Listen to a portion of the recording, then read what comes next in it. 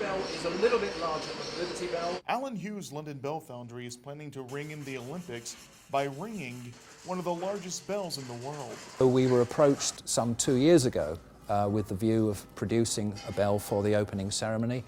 The bell, in fact, has been made. It's now hanging at the stadium. It is weighing something like 23 tons, and it is the largest harmonically tuned bell in the world. That bell's under wraps until the opening ceremony, but Alan's 500-year-old bell foundry created another bell that you can see.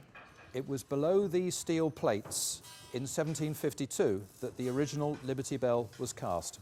About 260 years ago, the Whitechapel Foundry made Philadelphia's famous Liberty Bell. It was never cast as the Liberty Bell. It's like so many things in history, you know, history and the bell just sort of bumped into one another, and it gained the title. Alan says the symbolic bell never made it to Philadelphia in one piece. It cracked during rough seas. We quoted to recast it, but because of time issues, the bell was remade in the United States.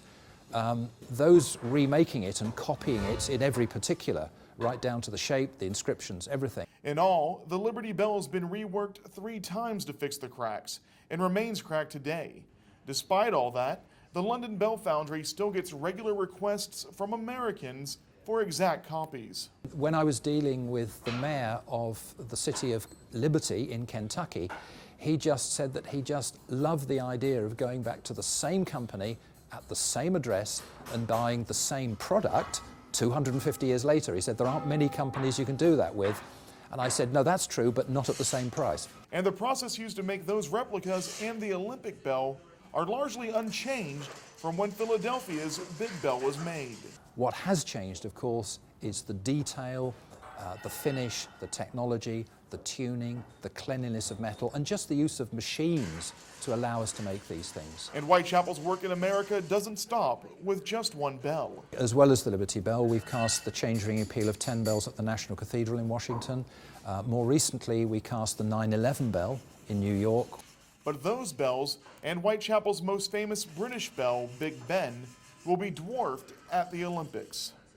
Oh gosh, it's going to be somewhere in the region of, between 8 and 10 feet. Well, your Liberty Bell weighs 1 ton.